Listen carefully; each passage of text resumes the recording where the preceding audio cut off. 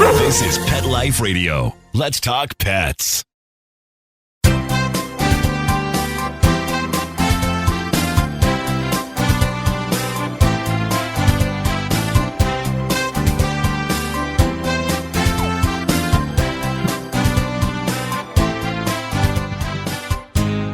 And good morning, good afternoon. You are here live with Dr. Jeff Werber, your host for the next 30 minutes here on Pet Life Radio's Ask the Vet with Dr. Jeff. We're here for you. We're here for your pets. Here to answer your questions, talk about anything you want to talk about. And I have a lot of shy listeners out there. I know I do because I don't hear as much as I'd like from you. So, as you know, I'm always prepared to talk about something. That's never been my weak point, is coming up with something. So, anyway, I just want to let you know how you can get a hold of me. Very easy. The easiest, well, it's not the easiest way. The most old-fashioned way is the telephone, 877-385-8882. Once again, 877-385-8882.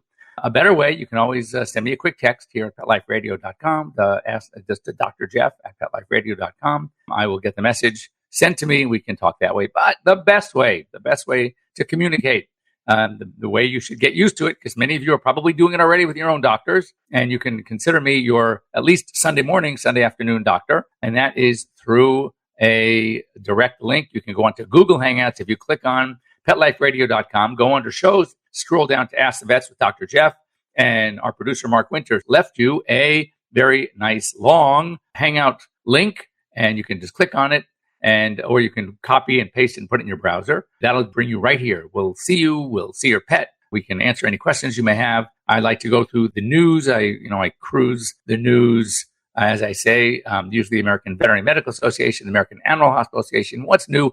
What can affect you? What can affect your pets? And something you need to know now. I will help you get there. And then, of course, we have some other topics that I'd like to discuss, but I'm open to discussing anything you want. And just me, from the questions I get from my clients, I know there are those of you out there that are dealing with a problem and you need some guidance. There is, as I always call it, there's the practical approach that comes from me, your general practitioner. There's the academic approach, which comes usually from the specialist. And guess what? They don't always mesh. So, we'll help you sort of sift through things, what's really important, what you can do without, what you absolutely need, et cetera, et cetera. So, firstly, this thing, I work with a lot of rescues, and I noticed that there are, in fact, just the other day, we got 2 new pups, adorable, and both had parvovirus. Fortunately, they're both doing great. In fact, yesterday they got sent home. But there was a new virulent strain of parvo. It's circulating in Utah. It was discovered in some shelters in Moab, Utah. So just as an FYI, a warning, it's out there. And what happens is, as drugs and again, we can't really treat parvo per se. It's a virus. But as the bad strains are always new mutations, if you will, and some of these don't respond as well to the supportive care that we often try to give these pets. So don't slack on your vaccines or your titers. As you know, I'm a big fan of titers. I usually titer every other year. Some of the vaccines now are good for 3 years. What I do for my patients, because I really do prefer titers. You can take this to your veterinarian. If they don't titer, they should be titering. So I do like this. And this is sort of, it's a practical way to handle it, because I want you pet owners to start thinking about titering for distemper and parvo, adenovirus. So what I do is I recommend the titer test. It is more expensive than the vaccine, granted. So what I do, and not that much more, it's like $20 more. So what I do is I will guarantee the titer, meaning that if that titer should be low, meaning it's time we really do need to vaccinate, that dog's immune system is declining to the point where it can't protect itself against parvo or distemper or parvo, what I do is I'll vaccinate for free. So that way you can't lose. It's better for the pet, better to not over-vaccinate. And that's been working very well for me. Clients usually, because of that, and they know that they're going to get the vaccine if they need it. After all, at no charge, they are more willing to go ahead and spend the extra money now to get a titer, because it's better for the pets not to over-vaccinate. But do talk to your veterinarian, and just think, if you are in Utah, for sure, check your vaccine status, your pet's vaccine status. Make sure they're up to date, because that's very, very important. Now, this is also new. And again, it actually struck me because I work with one of the big rescue groups that a couple of them actually are bringing dogs in from China. And, on the surface, and I agree, it's a great thing, especially with what goes on in China with dogs, how they torture them and they eat them, they skin them alive. It is absolutely disgusting. So a lot of these rescue groups are going to China and adopting dogs, which is great. However, this report came in, which is very interesting. When you think about it, you can see it makes some sense. And that is that when you adopt a pet from another country, you're inadvertently introducing certain bacteria or certain strains of bacteria that are not common to the United States. So therefore, our pets' own immune systems may not be ready to handle them. So what's happening is we're getting some undetected, unrecognized strains of diseases, and this could jeopardize the health of millions of our normal, healthy pets. So the bottom line is make sure, if you're working with a rescue, and I know the rescuers I work with, that these pets are screened carefully to make sure that they don't bring in a strain of bacteria or virus that our pets have never been exposed to. You know, the way the immune system works, it needs exposure. And if it's a healthy immune system, it will make the necessary antibodies to beat that particular strain of bacteria or virus. Of course, certain antibiotics help. But when we end up with resistant strains of bacteria, it's either because of bacterial overuse or a mutation of the bacteria that is no longer working. So sometimes the bacterium itself is creating a resistant strain, and sometimes we're inadvertently doing it by inappropriate use of antibiotics, by stopping and starting, not doing cultures. I mean, there are many ways that some of these bacteria become resistant, sometimes just by stopping the course of antibiotics too soon. And here's the scenario there. So let's say you have 1 million bacteria, all right, all, of a particular type, and you start giving antibiotics, and you have a 10-day course of antibiotics. And after day 5, the dog is doing amazingly well. And you think, I don't like giving the antibiotics. He fights me. He's hard to pill. So I'm going to stop now. But guaranteed after 5 days, 100% of those bacteria are not dead. In fact, which ones are still living? The ones that are living are the ones that were harder to kill, or else they would have died in the first 5 days. So who is now alive to breed more bacteria? The ones that were still survived. So now you have, again, a full population of bacteria that need more or a different antibiotic. So what's happening is sometimes we can rate. So when you get a course of antibiotics from your veterinarian, very, very important to see it all the way through. Don't stop just because your pet is doing better. We're glad they're doing better, but we still want to make sure that every last bacterium is killed. So anyway, keep that in mind.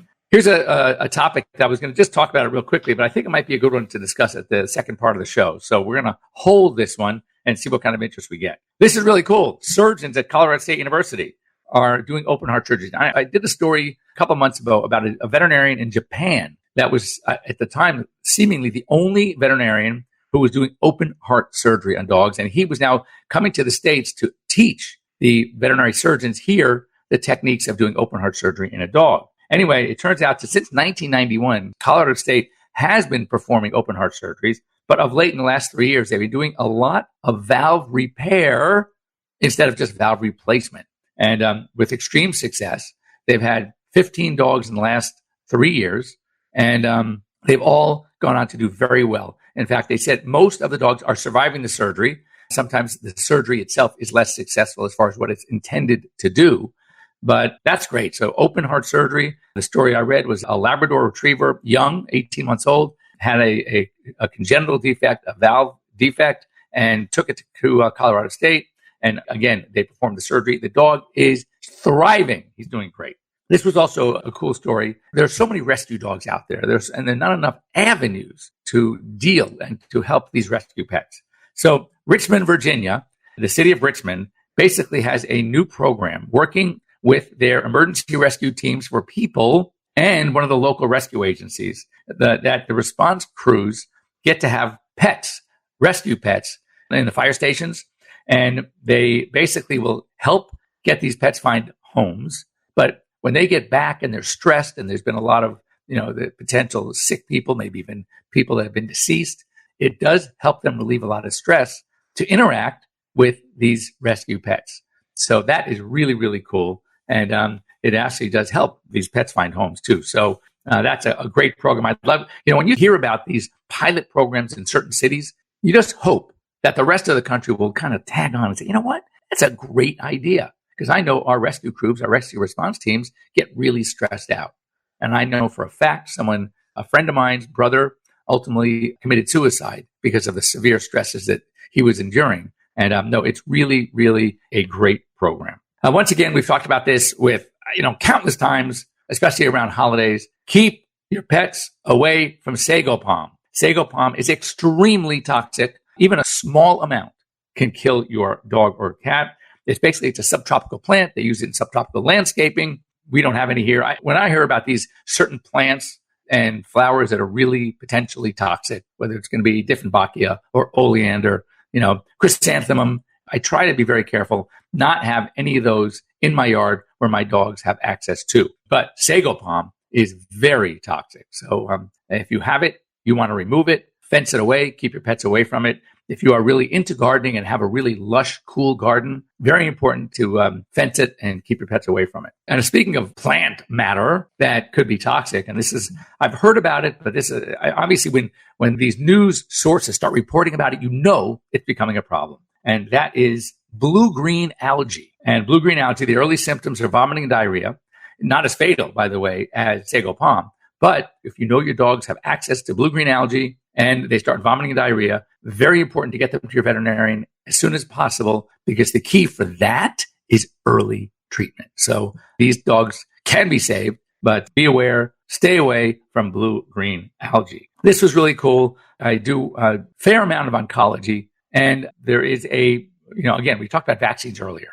And one of the things the reason why I'm very sensitive about vaccination, especially in cats, is because cats get something, it's a vaccine-induced sarcoma. And so it's feline injection site sarcoma. They call FIS, F-I-S-S, and it ultimately is deadly. Now, I'm sure that you've probably seen the location site of vaccinations or even injections in general. It doesn't even have to be a vaccine that have been changed in cats. Why? Because if they get the sarcoma, it ultimately is going to take them. So when we used to vaccinate cats in the flank or in the shoulder blade area, along the back, and they should get this vaccine-induced sarcoma, then we have a big problem. So now what are we doing? We're vaccinating in the thighs. Why? Really, it sounds pretty gross to people, but you may as well know why. Why? Because if they should get a FIS, feline injection site sarcoma, we can amputate the leg, because that is the treatment of choice. You can go after it and try to take out. If you catch it really early, chances are it's going to come back. Which, again, now let's go back a step further, why I don't like to vaccinate unnecessarily, meaning that if I can avoid a vaccine. So if you have an indoor cat, it's not going to be exposed to leukemia. Do not give a feline leukemia vaccine. If you live in a state that doesn't require rabies vaccines for cats and you have an indoor cat, do not vaccinate against rabies. Less is more. And when that vaccine is given, make sure it's given usually in the thigh, sometimes in the shoulder itself, but down below in the triceps area for the purpose of amputation if needed. I know it sounds, as I said, it sounds really gross that we have to even think about it, but this is what happens. So very, very important when you get a vaccine, make sure that you have it done in the right place, but only give injections if they are an absolute necessity because of this problem called FIS, feline injection site sarcoma. But the good news is that there is a chemotherapeutic agent, all right, it's called carboplatin, and the researchers have now seen that if carboplatin is injected sub-Q into the area, it will kill off the sarcoma. So that is really, really cool. So again, way early in the game, they're starting to test it on dogs now with the sarcoma. And of course, I will keep you posted. But that sounds really, really great. With cats with sarcoma, because that sounds really great that if they should get this feline injection site sarcoma and they find that it does sort of remedy to kill off this sarcoma, but they don't know whether it's part of a virus or what, but it's there. It kills the cancerous cells, and that's what's important. I will keep you posted. And this is another one that they found. It doesn't surprise me. You realize the fastest growing segment of pet owning population, millennials. And they say 73% of millennials own a pet, and it is affecting their decisions of where to live and how to live, whether it's going to be buying or renting a condo, an apartment, a home. They want to make sure there is an area within the complex that, like a dog run, like a rooftop dog run, or a yard outside the apartment building, or a house that has a yard, or a house in an area where there's a dog park really close by, a couple blocks away.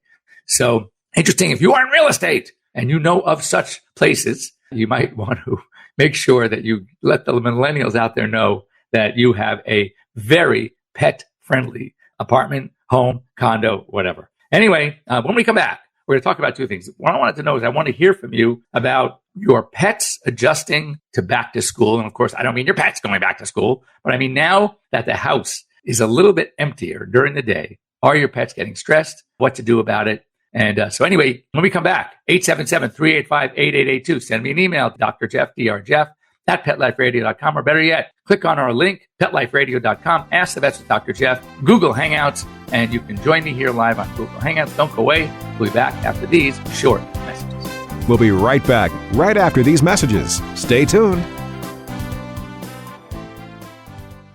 Does your dog itch, scratch, stink, or shed like crazy?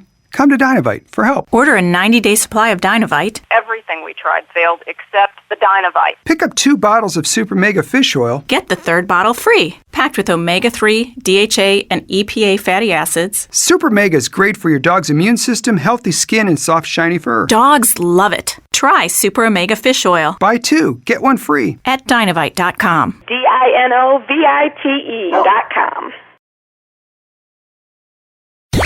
Let's talk pets Let's talk pets on Pet Life Radio. Pet Life Radio. PetLifeRadio.com.